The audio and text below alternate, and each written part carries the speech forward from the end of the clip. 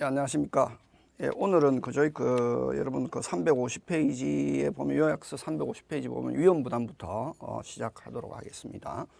자, 여러분 350페이지 그죠? 350페이지 위험부담. 오늘은 그죠? 계약법 전체를 한번 다 해보려고 하는데, 자, 위험부담이 있고 그죠? 그 다음에 제3자를 위한 계약. 제3자를 위한 계약. 그 다음에 해지 그죠? 해지가 있고, 그 다음에 매매, 교환, 그 다음에 임대차. 요렇게 하면은 일단 계약법은 끝난다 그죠? 계약법 끝나고 그 다음에 이제 특별법 이렇게 들어가는데, 그러면 여러분 그죠? 이 오늘 하고자 하는 이런 위험부담 요것도 한 문제, 제3자를 위한 계약도 한 문제, 해지는 두 개, 교환, 매매 교환에서 요거 두 개, 임대차에서 요거 한 개 내지 두 개, 이렇게 해서 오늘 것만 다 확실하게 해도 몇 개냐면 여러분 그죠? 한 8개 정도 됩니다. 그래서 여러분이 그 민법 전체를 어떻게 열심히 해서 점수를 확 올려보겠다. 절대로 안 올라갑니다. 안 올라가고, 그럼 어떻게 하면 민법을 확실하게 올릴 수 있는가 하면 민법 전체에서 자기 나름대로의 주 특기가 있어야 된다. 잘하는 부분이 있어야 된다는 거죠. 그래서 나는 예를 들면 물건 같으면 나는 용익 물건하고 담보 물건은 용익 물건과 소유권, 점유권은 내가 알긴 알아도 조금 약간 부족하다. 어리버리하게 알고 있다 해도 용익 물건하고 담보 물건은 내가 확실하게 잘할 수 있다. 이렇게 정도가 되면 되고, 그 다음에 예를 들면 오늘 하는 거 요거 위험부담 제3자를 위한 계약 해제이지 요 뒷부분 내가 확실하게 잘할 수 있다 하면, 이렇게 하면 점수가 60점, 50점, 60점 금방 올라간단 말이죠. 근데 민법 전체를 자기가 한번 잘해서 확 올려보겠다. 안 된다. 자기 나름대로 주특기가 있어야 된다. 예? 그래서 어느 한 부분을 확실하게 잘할 수 있는 거. 그럼 예를 들면 오늘 하는 거 이 위험부담 제3자를 위한 계약 해지, 매매, 교환, 임대차 요거는 내가 확실하게 잘할 수 있을 정도로 거의 외우다시피 할 수가 있어야 된다. 그죠? 그렇게 하면 민법 점수가 올라간다. 다른 과목도 마찬가지입니다. 예를 들면 학개론도 투자론, 금융론, 경제, 수요 공급 파트 예를 들면 거기서 예를 들면 학개론도 한 7, 8파트가 있으면 거기에서 한 3파트 예를 들면 금융론, 투자론, 그럼 수요 공급 파트 요 3개는 내가 확실하게 잘할 수 있다. 이렇게 하면 50점, 60점 금방 올라간다는 거죠. 그렇게 하면 바로 꼭 민법이나 학개론은 90점, 80점 맞을 필요도 없잖아요. 그죠? 어느 한 과목은 80점 맞고 어느 한 과목 40점 맞으면 120점 하면 합격하잖아요. 그죠? 그래서 어느 한 부분을 자기가 잘할 수 있는 특기 부분이 있어야 된다는 거죠. 그래서 아직까지 시간이 있으니까 예를 들면 학개론도 마찬가지고 민법도 마찬가지고 어느 한 부분을 자기가 시험 문제 꼭 나오는 부분이 있는데 그 부분은 내가 또 시험 문제 나오는 부분이 꼭 있는데 여러 군데가 있지만 그 중에서 자기가 잘할 수 있는 그런 어떤 주특기 부분을 하나 만들어야 된다 하는 거죠. 자, 그러면 이 위험부담으로 가는데, 그럼 위험부담은 무엇을 위험부담이라고 하느냐? 위험부담은 뭐 하는 거냐 하면, 여러분 저번 주에 이야기했던 동시행 항변권은 뭐 하는 거냐 하면 동시하자, 박치기를 동시행 항변권이라 하잖아요. 그럼 동시하자 하는 말은 거꾸로 상대방이 이행하지 않으면 나도 이행할 수 없다. 야, 같이 하자. 너가 이행 안 하면 나도 이행할 수 없다라고 이행을 거절할 수 있는 거. 그래서 동시행 항변권에서 핵심적인 단어는 어떤 단어냐 하면 거절할 수 있다 이런 단어가 나오면 문제풀이에서 거절할 수 있다 이런 단어가 나오면 무슨 항변권이다? 동시행 항변권이다 말이죠. 그럼 이 위험부담은 뭐 하는 거냐 하면은 채무자가 책임지지 않는 것을 위험부담이라고 합니다. 여러분 쌍무계약에서 채무자 하면은 물건을 기준으로 한다. 그죠? 쌍무계약에서 채무자. 자, 여러분 매매에서 매도인, 요런 뭐 매수인 이렇게 있잖아요. 그죠? 자, 그러면 물건을 기준으로 하면은 매도인은 채무자고 요 한자 무자 알죠? 요 매수인은 물건을 이전받을 채권자잖아요. 그죠? 예, 무권 요거는 기억해야 됩니다. 의무할 때 의무, 채무할 때 채무. 자, 매도인은 물건을 이행해야 할 채무자, 매수인은 물건을 이전받을 채권자인데 반대로 여기에 대금은 요 대금에서는 매수인은 채무자고 그죠? 매수인은 매도인은 채권자잖아요. 그럼 이런 한쪽에서 채무 채권, 반대로 채무 채권 이런 것을 쌍무계약이다 이렇게 합니다. 그럼 쌍무계약에서 채무자다 하면은 물건을 기준으로 하면 매도인이 채무자가 되고 돈을 기준으로 하면 매수인이 채무자가 되는데 그러면 공부가 적게 된 사람은 선생님 그럴 때는 누구를 채무자로 봐야 됩니까? 이렇게 질문을 한단 말이죠. 됐습니까? 항상 이럴 때는 뭘 기준으로 하냐면 기준을 삼아야 된다. 물건을 기준으로 한다 이게. 쌍무계약에서 채권자 채무자 할 때 물건 그러면 매도인이 책임지지 않는 거. 채무자 하면 이건 매매에서는 매도인이 책임지지 않는 거. 그럼 책임 안 지려면은 무슨 사유가 없어야 됩니까? 귀책 사유가 없어야 된다. 예? 귀책 사유 없이 무슨적 불능, 후발적 불능. 후발적 불능이 됐을 때 채무자는 그다음부터 이행할 필요가 없다 하는 거죠. 되겠습니까? 자, 그다음에 그러면 상대방인 이온 채권자 매수인을 뭐라고 하냐면은 물건을 기준으로 하니까 채권자. 자, 매수인 채권자도 무슨 사유가 없다? 귀책 사유 없다. 그럼 양쪽 다 잘못 없이 후발적 불능이 되었다. 아무 일이 없었던 것처럼 된다. 예를 들면 자, 집 매매 계약 후입니다. 후발적 불능이기 때문에 매매 계약 후. 자, 요거는 계약 후 원인을 알 수 없는 화재로 집이 소실되었다. 불타버렸다. 그래서 매도인이 약속을 못 지키게 됐다 하더라도 매도인은 뭐지지 않는다. 책임지지 않고 매수인도 잘못이 없다 하면은 아무 일이 없었던 것처럼. 그럼 아무 일이 없었던 것처럼 되면은 뭐만 없어졌습니까? 집은 누굽니까? 채무자. 손해를 누가 부담합니까? 채무자 하는 거 그죠? 되겠습니까? 예. 요거를 위험부담이라고 한다. 그래서 어쨌든 위험부담은 기준은 채무자 귀책 사유 없이 후발적 불능이 되었을 때 채무자는 책임지지 않고 자, 매수인 채권자도 잘못이 없다. 아무 일이 없었던 것처럼 하는 것을 이걸 뭐라고 하냐면은 채무자 위험 부담주의다. 이렇게 합니다. 채무자 위험 부담주의 또는 채무자주의다. 이게 채무자 위험 부담주의가 되면 아무 일 없었던 것처럼 하는 거. 그럼 만약에 매수인이 이미 계약금, 중도금, 중개 있다 하면은 부당이득으로 돌려받고 아무 일이 없었던 것처럼. 그럼 아무 일이 없었던 것처럼 하면은 뭐만 없어졌습니까? 집만 없어졌다. 그래? 그러면 집은 누구 겁니까? 채무자. 집은 누구 겁니까? 채무자. 그래서 손해를 누가 부담한다? 채무자 위험 부담주의 이렇게 합니다. 자, 그래서 어쨌든 기준은 채무자만 없으면 되고 근데 매수인도 없다. 아무 일이 없었던 것처럼. 그래서 요거는 쌍방의 귀책 사유 없이 이렇게 나옵니다. 채무자 위험. 그래서 위험 부담은 유형을 기억해 버리는 게 편합니다. 쌍방의 귀책 사유 없이 또는 됐습니까? 계약 후 자연력 태풍 수해 하는 거 그죠? 자연력으로 인하여 그 다음에 수익 금지 조치로 이런 양당사자 잘못 없이 이렇게 후발적 불능되었을 때 아무 일이 없었던 것처럼 이렇게 되고 자, 그럼 기준은 누구만 없으면 된다. 누구만? 채무자. 자, 근데 여기서 채무자는 없고 채권자의 귀책 사유로 이렇게 나옵니다. 뭐의 귀책 사유로? 이런 채권자의 귀책 사유로. 채권자의 귀책 사유 또는 매수인의 귀책 사유. 수령지체 중에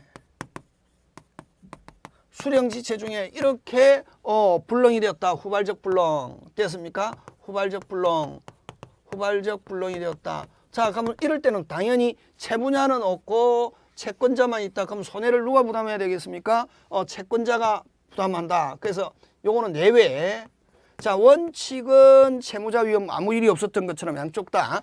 근데 매수인에게만 있을 때는 예외 무슨 자주의? 채권자 위험 부담주의. 채권자 위험 부담주의가 되어서 됐습니까? 채권자 위험 손해를 누가 부담한다? 매수인이 부담한다. 그래서 이런 경우는 채무자는 채권자에게 반대 급부를 청구할 수 있다 하는 거. 자, 요거는 누굽니까? 채무자는 매도인은 누구에게? 매수인에게 대금을 어떻게 할 수 있다? 청구할 수 있다 하는 거. 요렇게 기억해 주시면 될 것 같다. 그죠? 자, 근데 이렇게 채권자 위험 부담주의가 되면은 어쨌든 그럼 예를 들면 매매 계약 후 매수인의 잘못으로 집이 불나버렸다. 매도인의 집에 매수인의 잘못으로 집이 불나버렸다. 이렇게 했을 때는 되겠습니까? 매도인이 매수인에게 대금 그대로 전부 다 받을 수 있는데 됐습니까? 채무자가 대금 전부 다 받는데 근데 이렇게 됨으로써 채무자가 이익 본 게 있다. 예를 들면 운송비가 전략되었거나 안 가면 보험료가 안 들어갔거나 여러 가지 만약에 채무자가 이익 본 게 있으면 그거는 누구에게 당연히 대금 전부 받는 대신에 채무자가 이익 본 게 있으면 이익 본 거는 누구에게 채권자에게 부당이득으로 돌려준다 하는 거. 그런 것 여러분이 그죠? 기억해 주시면 되겠고 그죠? 자, 그래서 여러분 350페이지 쭉 밑에 맨 밑에서 거기 제3자를 위한 계약 바로 위에 가로 3번 부동산 매매에 있어서는 원칙적으로 등기한 후에 자, 매매 계약 후 등기됐으면 등기된 자. 그 다음에 매매 계약 후 됐습니까? 자, 등기 전에는 점유하고 있는 자가 위험을 책임집니다. 그럼 예를 들면 할부 매매에서는 일단은 소유권은 그대로 채무자가 가지고 있고 점유만 이전하잖아요. 그죠? 그럼 매수인이 가지고 있는 상태에서 예를 들면 수해가 발생해서 예를 들면 냉장고를 24개월 할부했다 했는데 점유만 이전하고 소유권은 그대로 매도인이 가지고 있잖아요. 그죠? 할부 매매에서는 그죠? 그러면 매수인이 점유하고 있는 상태에서 수해가 발생해서 떠내려가 버렸다. 그럼 손해를 누가 부담한다? 점유하고 있었는 누가? 채권자 매수인이 부담한다. 그래서 매도인은 여전히 대금을 청구할 수 있다 하는 채권자주의 그런 예를 가지고 잘 출제합니다. 그래서 부동산 매매에서는 등기됐으면 등기된 자, 매매 계약 이후에 등기 안 됐으면 뭐 하고 있는 자가 점유하고 있는 자가 위험을 부담한다 하는 거. 그런 것 기억해 주시고 그죠? 그다음에 방가로 이번 금방 할부 매매를 소유권 유보 매매를 합니다. 소유권 유보 매매에서 매수인이 목적물 인도받아 사용 수익하고 있던 중 아까 수해로 땅 쌍방의 귀책 사유 없이 멸실된 경우에는 점유하고 있는 누가 위험을 부담한다? 매수인이 위험을 부담한다. 그래서 매도인은 여전히 대금을 청구할 수 있다 하는 채권자주의가 된다 하는 거. 그런 것들 기억하시고 그 다음에 그 가로 3번 바로 위에 예외 채권자주의가 있잖아요. 채권자주의는 대금을 청구할 수 있다 하는 게 채권자주의인데 그 반가로 2번 찾았습니까? 가로 2번의 예외 채권자주의에서 반가로 2번 채권자가 위험을 부담하는 경우에 여러분 채권자는 매수인이 위험을 부담한다. 그럼 매도인은 매수인에게 대금을 청구할 수 있다. 그걸 이야기하죠. 그죠? 이럴 때 채무자가 자기 채무를 면함으로써 얻은 이익 이건 운송료라든가 보험료라든가 이런 이익 본 게 있으면 그는 채권자에게 상환하여야 한다 하는 거.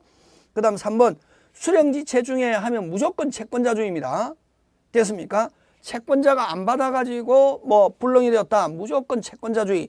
수령지체 중에 채무자의 과실로 불능이 되어도 채무자가 여러분 약간 잘못으로 불능이 되어도 채권자가 위험을 부담한다 하는 거 꼭 기억해 주시면 되겠습니다. 그래서 요걸 가지고 위험 부담은 시험 문제 출제하고 자, 그 다음에 4번 갑니다. 제3자를 위한 계약 이렇게 가는데 여러분 제3자를 위한 계약은 그죠? 제3자를 위한 계약인데 자, 여러분 그죠? 요 예를 여러분 꼭 기억해 두셔야 됩니다. 그죠? 위험 부담은 아까 매매 계약 후 태풍이나 수해나 이러면서 집이 떠내려가 버렸다. 그래서 이행할 수 없게 됐다. 했을 때 아무 일이 없었던 것처럼 수령지체 중에 또는 채권자의 귀책 사유로 불능이 되었다. 대금을 청구할 수 있다. 이렇게. 그럼 제3자를 위한 계약 역시 마찬가지입니다. 여러분 갑이 을에게 우리 저번에 얘기했던 거 그죠? 기본 이론할 때 얘기했던 거 갑이 을에게 자동차 한 대를 주면서 자 대금 500만 원 가면 갑이 을에게 자동차 주면은 을은 갑에게 자동차 500만 원을 매매하기로 했으면 500만 원 지불해야 되는데 을이 갑에게 지급을 하는 게 아니라 갑이 요구하는 병에게 이런 대금 500만 원을 주기로 이렇게 약정한 거 되겠습니까? 자, 요거를 제3자를 위한 계약이다 이렇게 합니다. 자, 요렇게 했을 때 요 갑을 요약자라 그러고 을을 낙약자라 그러고 병을 뭐 수익자 제3자다 이렇게 표현합니다.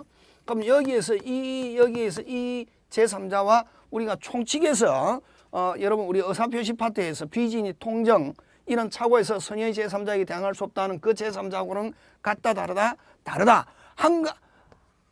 글자는 같아도 요 제3자와 여러분 우리 의사표시 파트에서 선의의 제3자에게 대항할 수 없다 하는 그 제3자하고는 같다 다르다 하는 거. 요 요약자를 또 뭐라고 그러냐면은 채권자라고 합니다.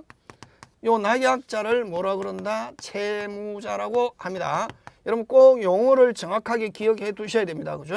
자, 이렇게 하는데 요 이제 수익자 제3자라고 하는데 자, 자동차 주면서 500만 원은 병에게 지급을 하기로 했다. 요거 또 요거는 안 가면 갑의 집을 누구에게 을에게 매매하면서 갑의 집을 을에게 매매하면서 대금은 갑이 지정하는 병에게 대금 예를 들면 뭐 1억 지급하기로 했다. 이것도 제3자를 위한 계약입니다. 그죠? 저는 여기서 자동차라고 예를 들었지만 우리 시험에서는 부동산을 가지고 잘 출제합니다. 뭐 그렇게 기억해 주시면 되겠고. 자, 그다음에 그죠? 그다음에 자, 요렇게 되었을 때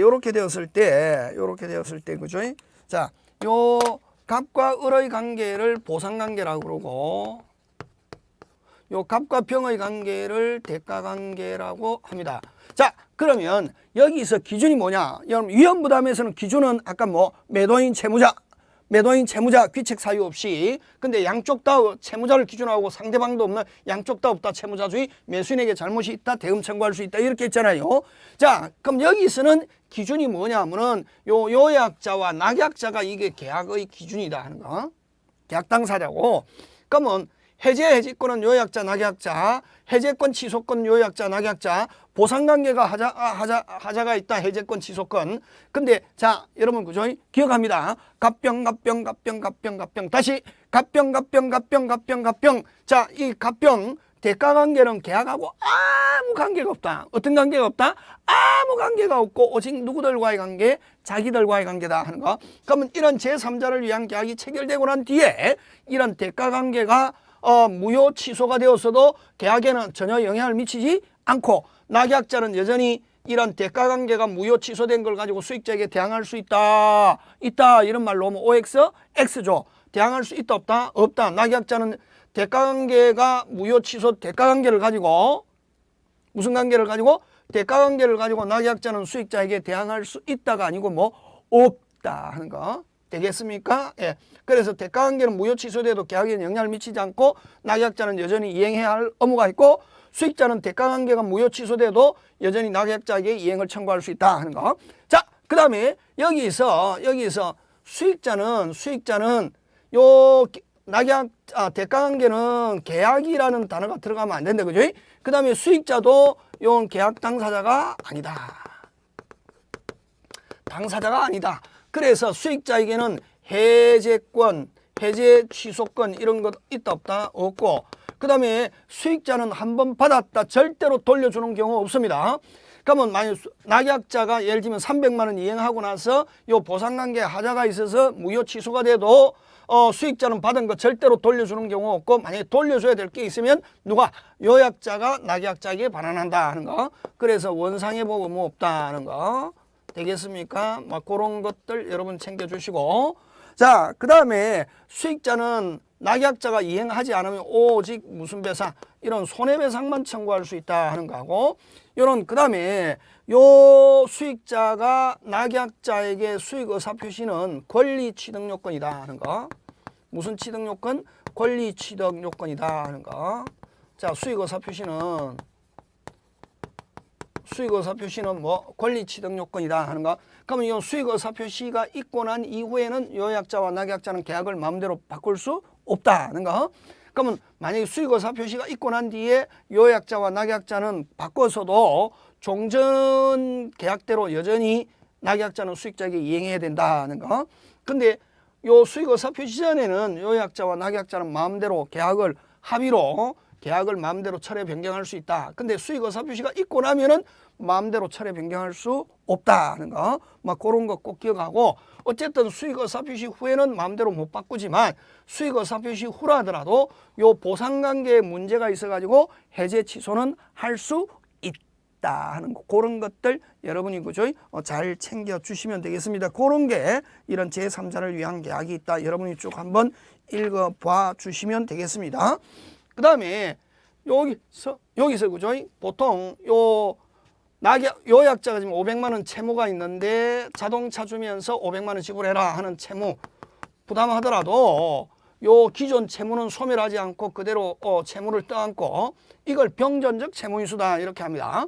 근데 만약에 이렇게 지금 요약자가 수익자에게 500만 원 채무가 있는데 자동차 주면서 야 너가 500만 원 갚아라 하던 채무를 떠안아도 요 기존 채무는 소멸하지 않고 그대로 있다가 갚으면 둘 다 소멸하는 거. 이걸 병존적 채무인수라 그러고, 병존적 채무인수라야 병존적 중첩적 같은 말입니다. 병존적 채무인수라야 제3자를 위한 계약이고, 면책적 채무인수. 자, 500만 원 채무가 있는데 자동차 주면서 너가 갚아라 오케이 하면은 요 채무는 소멸하면서 낙약자가 떠안는 거. 이건 면책적 채무인수는 제3자를 위한 계약이 아니다 하는 거. 그 다음에 심부름만 하는 이행인수도 제3자를 위한 계약이 아니다. 그래서 병존적 채무인수라야 제3자를 위한 계약이다 하는 막 그런 것들 여러분이 그죠? 챙겨 주시면 될 것 같습니다.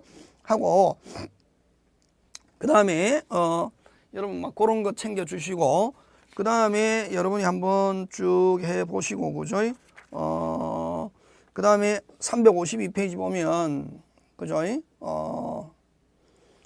메뉴에 352페이지면 요약자는 낙약자에 대하여 제3자에게 이행할 것을 청구할 수 있고, 낙약자가 이행 안 하면 요약자는 해제하고 자기 채무를 면할 수 있고, 해제된 경우 낙약자에 대한 원상회복 의무는 수익자가 지는 게 아니라 수익자가 받은 거 있다 절대로 돌려주는 거 없댔죠.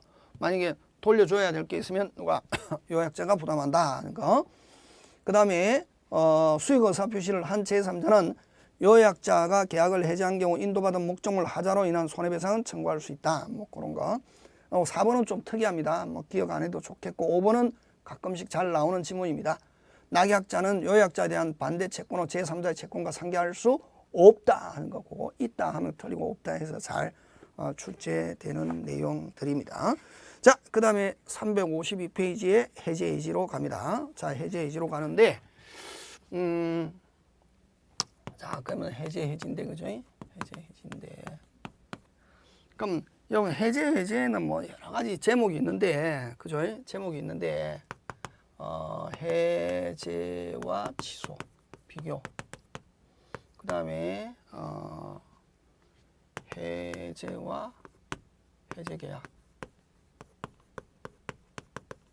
그 다음에 세 번째 합의 해지, 네 번째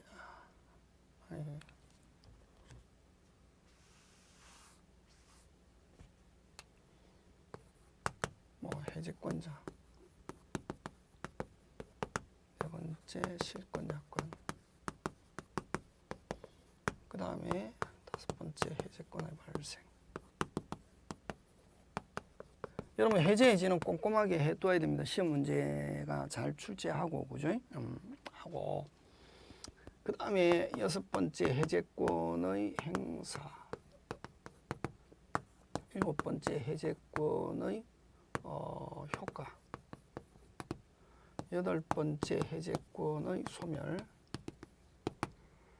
번째 해지권의 효과. 이런 식으로 여러 가지로 나눌 수 있습니다. 그래서 한 9개 내지 10개로 하는데 여러분 그죠? 해제해지 여러분 꼭 기억. 그럼 여러분 해제는 어디에서만 발생하냐면 계약에서만 발생한다. 계약에서만 발생하고 물건에서는 해제라는 게 없습니다. 그럼 계약에서 발생하고 요거는 법정 해제뿐만 아니라 약정 해제도 있다. 법정 해제는 위반, 채무불이행 위반하면 무조건 해제권이 발생. 그 다음 자기들끼리 정해놓은 사유. 그 다음에 해제는 이제 원상회복 의무가 있다. 무슨 회복 의무? 원상회복 의무라고 그러고 그 다음에 해제는 돈을 돌려줄 때는 뭘 붙인다? 이자. 그죠? 이런 걸 기억해야 됩니다. 그 다음에 여러분 취소는 우리 민법에서 딱 취소는 딱 4개밖에 없다. 제한능력, 착오, 사기, 강박. 이걸 이제 법정이라고 합니다. 법정에서만 발생하고 자기들끼리 일어날 때는 취소하자 이런 거 없습니다. 그래서 여러분 그 만약에 앞으로 계약서 쓸 때 1월에 할 때는 계약을 취소한다 이런 말씀은 그 사람은 법을 제대로 배운 사람이 아니다 이렇게 생각해도 좋다. 되겠습니까? 그래서 취소는 민법에서는 딱 4개밖에 없다 하는 거 되겠습니까? 그 법정 있고 약정 없고 여기는 이제 부당이득이라는 말 쓰고 여기서는 원상회복이라는 말 쓴다. 그죠? 근데 특히 여러분 조심해야 될 게 해제에서는 돈 돌려줄 때 아까 뭘 붙인다? 이자. 근데 취소에서는 이자라는 게 거의 없다. 그래서 취소하면서 이자 어쩌고 저쩌고 나왔다 하면은 됐습니까? 거의 95%는 틀린 문제다 이렇게 생각하면 됩니다. 그래서 여러분 어쨌든 해제에서는 돈 돌려줄 때 뭐를 붙이지만 이자, 취소에서는 이자 있다 없다 하는 거 막 그런 것들 여러분이 그죠? 챙겨 주시면 될 것 같습니다. 자, 두 번째 해제와 해제 계약인데 그죠? 자, 해제는 한 사람이 행사하는 거 단독행위 형성권. 근데 요거는 한 사람에 의해서 어쨌든 한 사람에 의해서 행사하는 거는 해제고 요거는 해제 계약은 말 그대로 계약 진행하다가 야 계약 없었던 거로 하자. 오케이.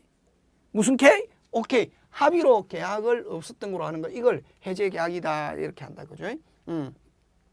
그래서 여러분 해제는 한 사람이 하는데 해제는 계약 해제 조심해야 됩니다. 용어 어쨌든 뒤 요거는 몇 사람? 한 사람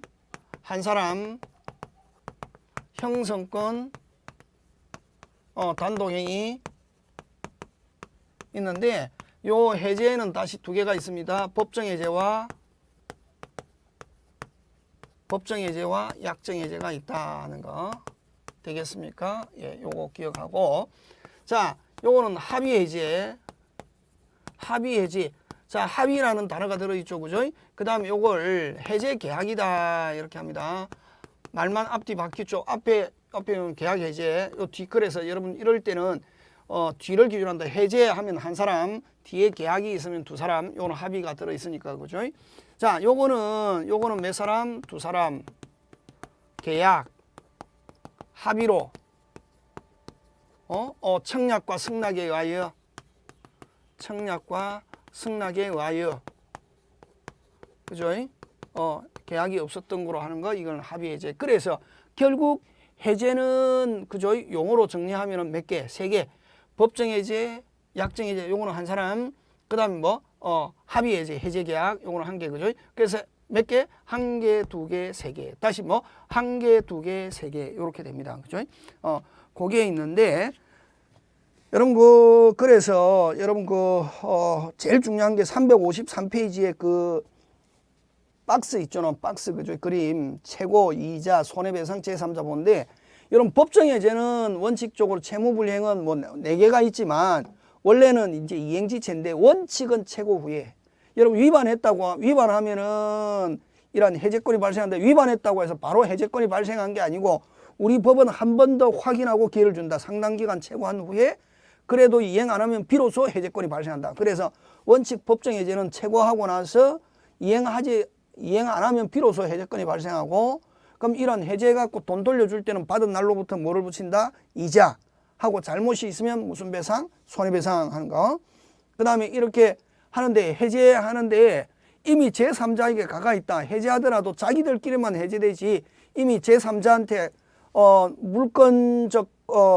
물건이 넘어가 버린 경우는 제3자에게는 해제 효과를 주장할 수 없다. 그걸 제3자 보호 나중에 합니다.